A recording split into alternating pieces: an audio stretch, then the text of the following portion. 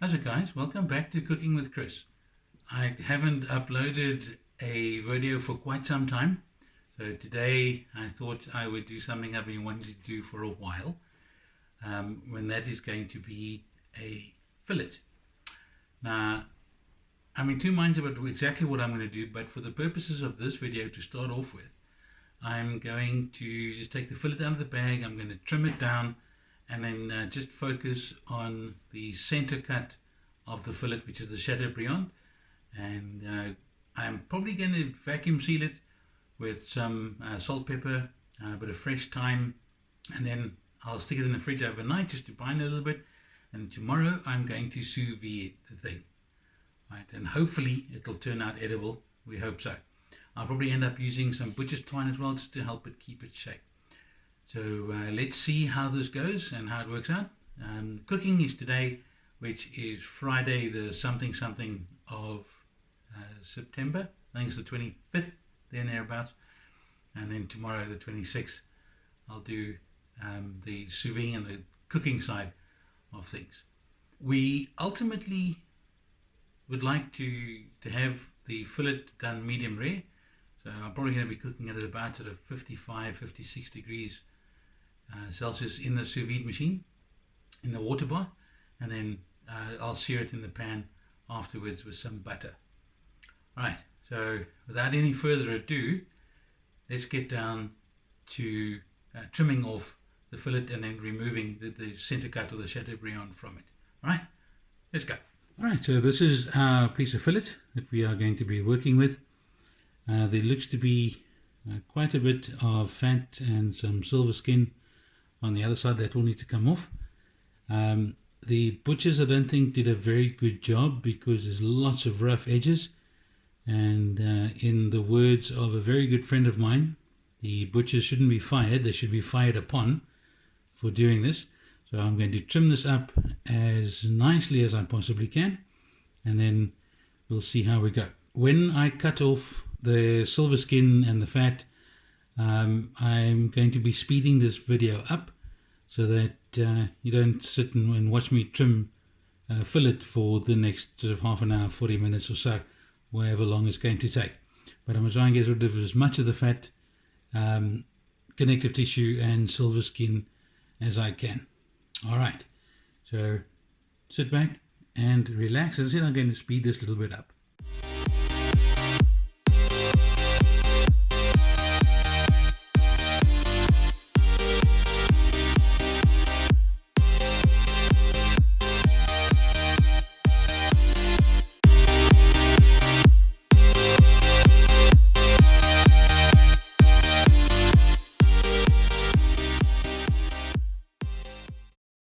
All right, just before we start the seasoning, these are the bits of the fillet that I wanted to keep. The rest is all basically just interconnected tissue and silver skin that we didn't really want, we couldn't use. So this is what I'm keeping. So right up at the top, we have the Chateaubriand, which I'm going to be doing. And then in the middle, we have 3 little filet mignons, which we can cook up. And then the ones at the bottom, what I'm going to be doing with those is more than likely just cutting them up and using them for stroganoff.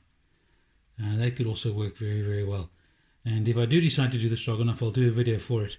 I'll try it here, and then you can see if you want to try it for yourself at home.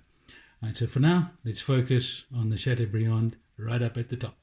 I just realized that I don't have as much garlic powder as I'd like, so it's just going to be salt and pepper, and then some of the fresh thyme. All right, let's go.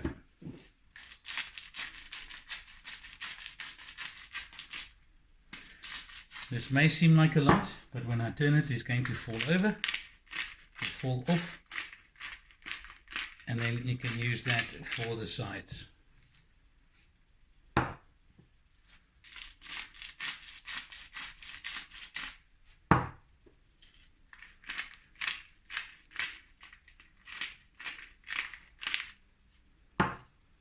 Okay.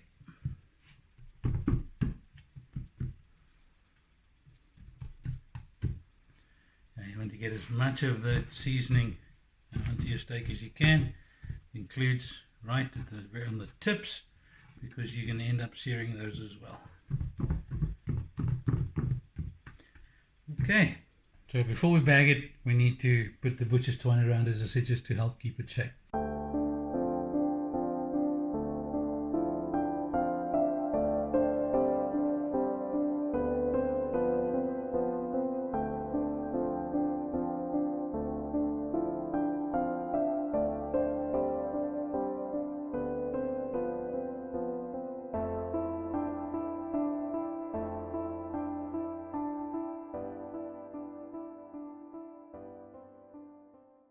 Now that we've got our fillet seasoned and tied up, traced up with the butcher's twine, you use a bag. You can see I've folded the bag over so that it's easy to get the meat in, as well as when you unroll it, unfold it and put it back.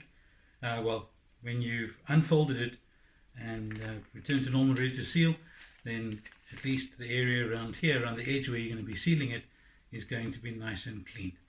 Okay, so into the bag and then sealed.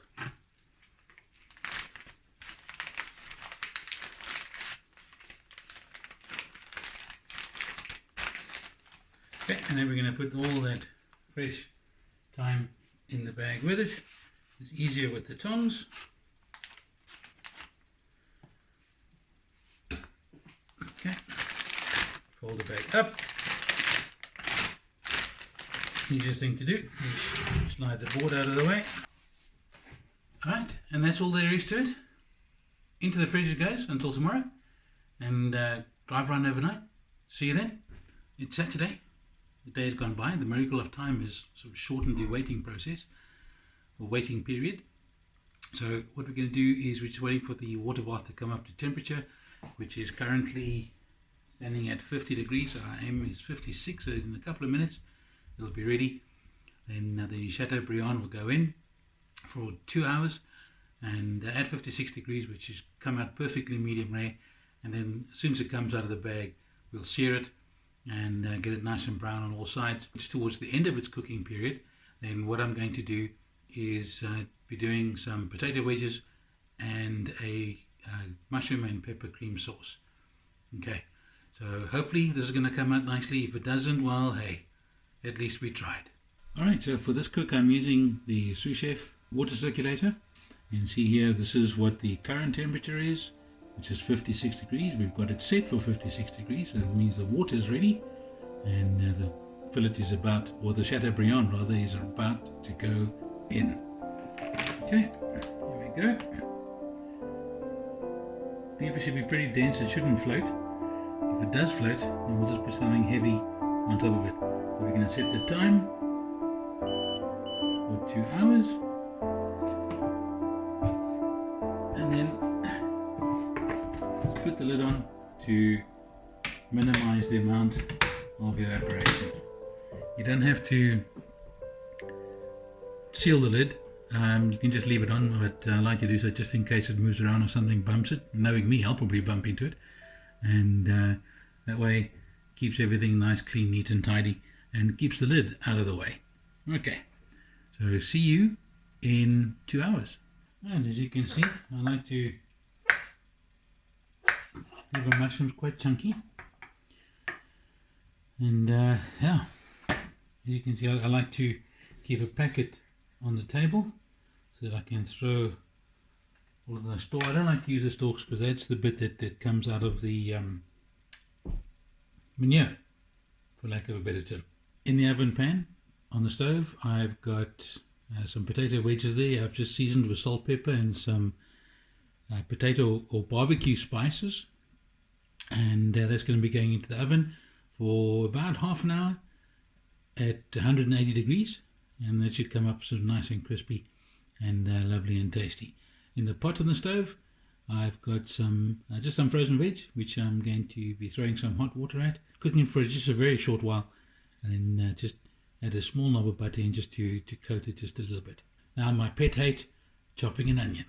A lot of people say don't cut out the core, but eventually it has to be taken out, so might as well just say, what the hell, just cut it off. But once you cut into the onion, you can release all the gas and the acid and whatever, so it's going to be coming out anyway.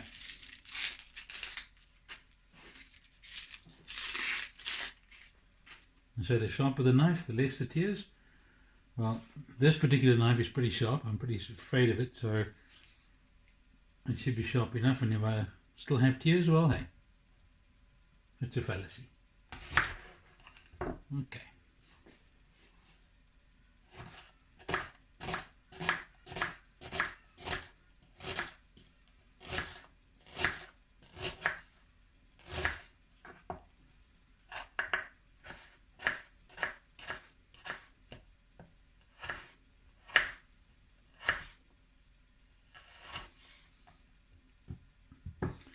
I think half an onion should be plenty for this. I'm just going to be chucking this in the pan, get that golden, and then chuck in the onions. As I mentioned in the video yesterday, or yesterday's half of the recording, I didn't have as much garlic powder as I thought I did, but what I do have is some garlic paste, which I'm going to use as a basting. I'm going to melt some butter, mix it in with some garlic paste, and then that should do it just nicely. That's when the sear happens. So we've got just a little under half an hour, about 25 minutes to go, and there should be enough time for the sauce. Okay, let's get going on that. I'm going to be making some beef stock. Unfortunately, I don't have any beef broth to go in with the sauce, so I'm just going to use one stock cube and then about 250 ml of water, of hot water, and then I'm going to be adding that to the pan to let that reduce before I add in cream and a little bit of butter.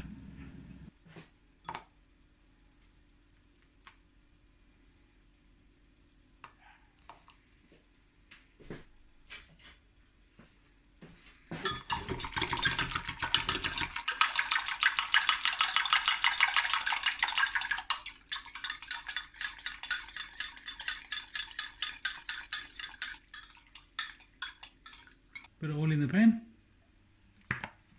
get it up nice and warm and hot, and then we are going to be popping in the onions, get them to a nice little golden brown, and then in goes the mushrooms, maybe a little bit of garlic.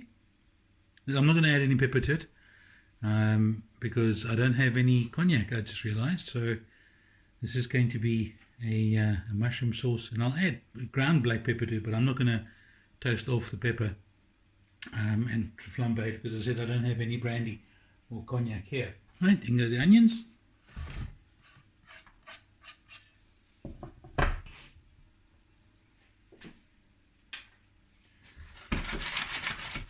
You know what?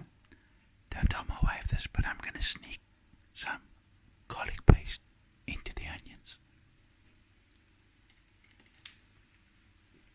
Should about do it.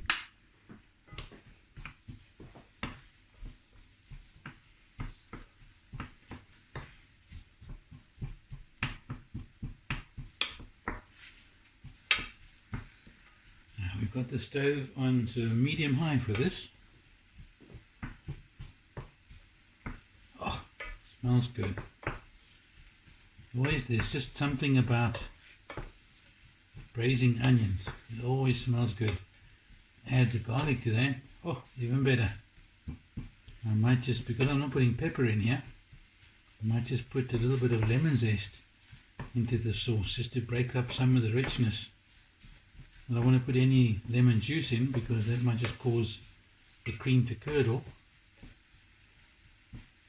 But just a bit of lemon zest just to add, to cut some of the richness of the cream, and also add a little bit of freshness. I'm going to add the mushrooms in, and then once they're nice and brownish, then I'm going to put some salt in the pan just to release the water from the mushrooms.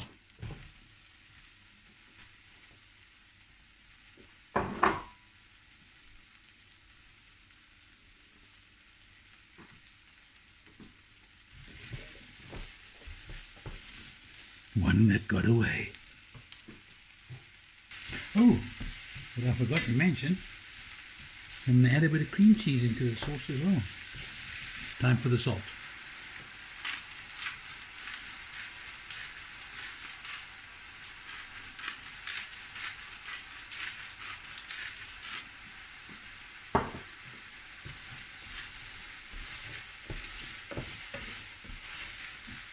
trying to get the water out of the mushrooms, because normally if you add salt to mushrooms, they release their water almost immediately. It's like kryptonite for mushrooms. Turn it up high because we need to stop to reduce.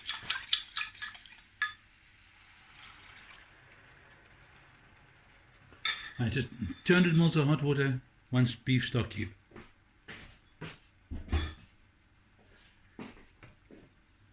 Okay. We just need this to reduce as quickly as possible. Usually the reduction helps to intensify the flavor. Right, this is reducing nicely. For those of you who know me, especially as far as cooking is concerned, I've mentioned this in some of the other videos where I've used some butter. I always prefer to use unsalted butter because that allows me to control the amount of salt. That's always a good thing. Alright, it's just thickening up nicely. I'll turn the heat down and then add in the cream cheese. And just maybe just a tablespoon.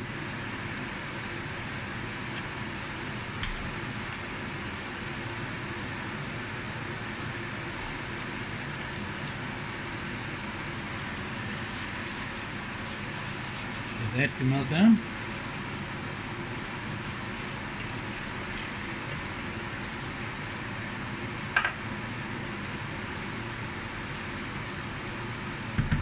Bit of milk.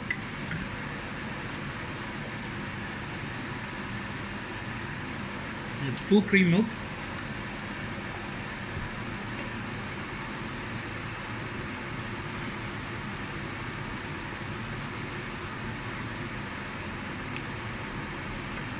Break this up, is going to be easier for it to melt. Now what I want to do as well is when I take the steak out in just a little bit, it's about 5 minutes to go before the steak comes out of the water bath. What I want to do is if there's any juices in the bag, I'm going to add that juice to the sauce, because that juice should be full of the flavor from the salt and the pepper and the thyme. Oh, gorgeous. Ooh, this is coming along swimmingly. Okay. So cream cheese is melted almost all the way through. Time for the cream to go in. This is just 250 mils, but I'm going to probably use half of it.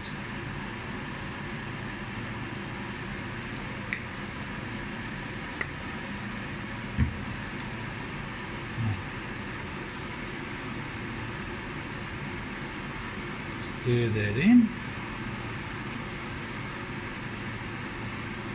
It's on low heat at the moment, so I'm just going to let that reduce slowly. Time for a bit of lemon zest.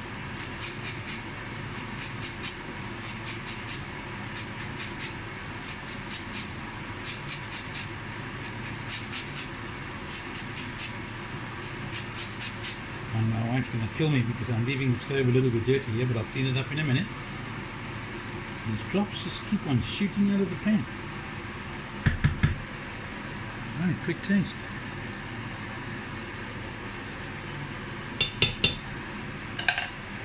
Oh my word, that is awesome. There's a beeping sound in the background. That is the sound to tell me that the Chateaubriand is ready. Okay. Right, I'm going to drop some butter in the pot.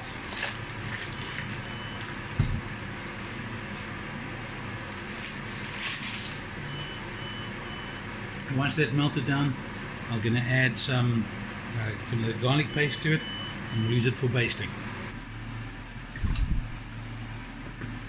Right. Up to temperature. There's a little bit of juice in the bag. As I said, that is going straight into the sauce. This always seems to be the weirdest part, is trying to get this silly bag open.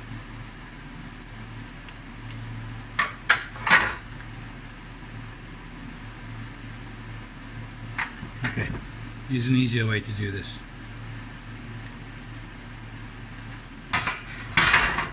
What that easier way is, I have no idea. Let me just try and grab it from the protein and open the bag up from there. And see, there we go. Okay, I'm going to put this juice into the sauce, and then I'm going to come and pat the fillet dry. Like you might have seen my fluffy slippers. It's a little bit cool here in Cape Town at the moment. Let's pat this baby dry.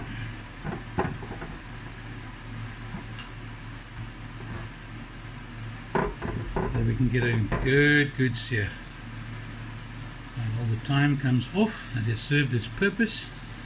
It cannot go, it shouldn't go in the pan because it's obviously soaking wet, and we don't want it wet.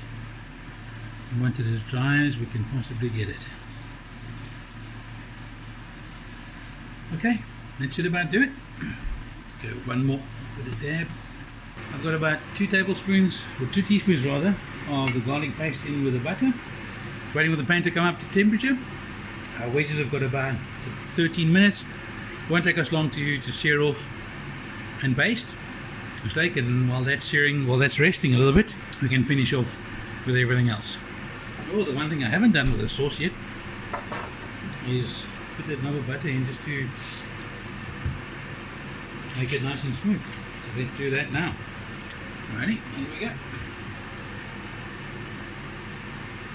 Okay, let's just swap that around with that. This plate is still warm. That butter should melt through quite nicely, and it should give us a lovely smooth texture to the sauce. As soon as that's done, I'll take it off the heat again. Now the pan is coming up to temperature nicely. I've got this on, got that on full blast, and just pan hot. It's going to be quick sear. It's a minute aside, it'll be a lot. Okay, our pan is nicely up to temperature. It's time to get the big dog in. A little bit of oil in the pan.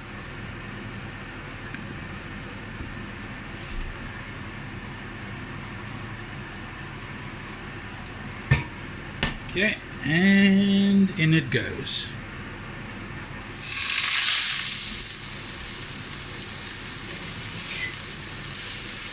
Alright, and done.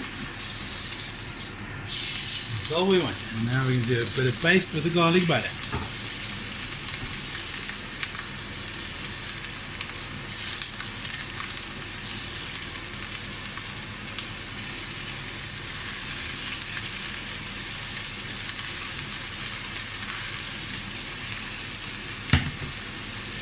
And every time we turn, we baste.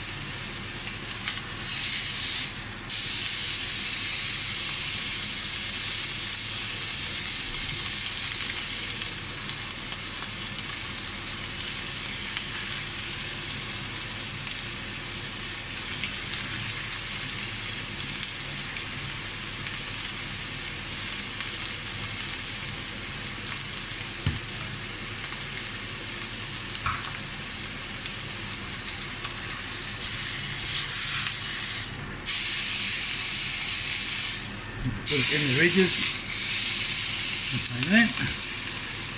And make basting a little easier.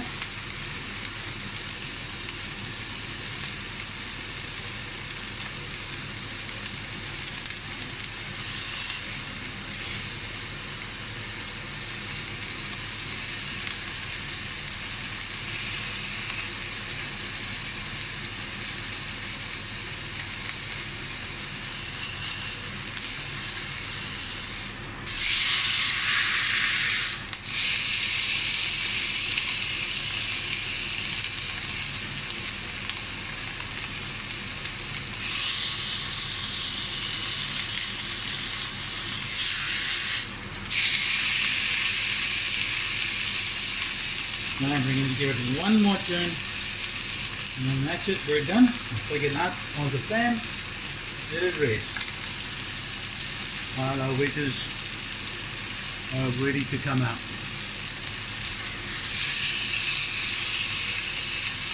That's it, so we've got a light crust on here, trying to minimize the grey ring on the inside when you cut it open. Alright, and that should be enough. Let's just do quickly to the edges.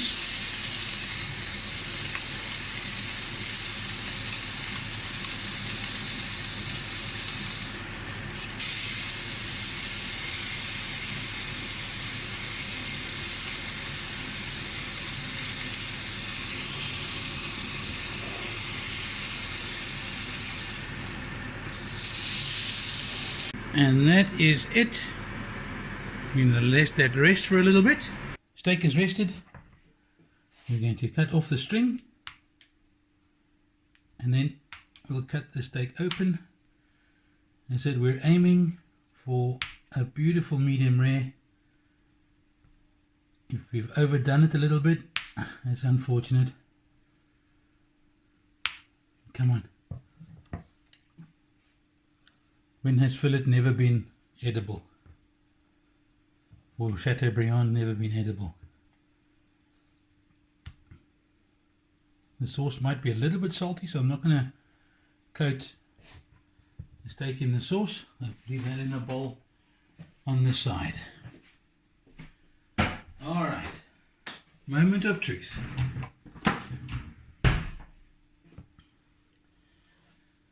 Oh, I'm very nervous. Okay.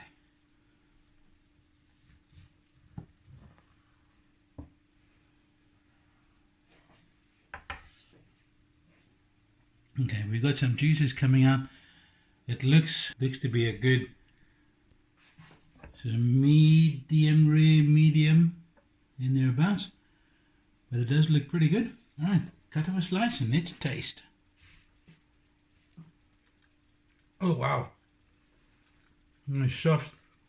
Lots of juice to it. Alright. We're hungry. We're going to have dinner. Hope you liked this video.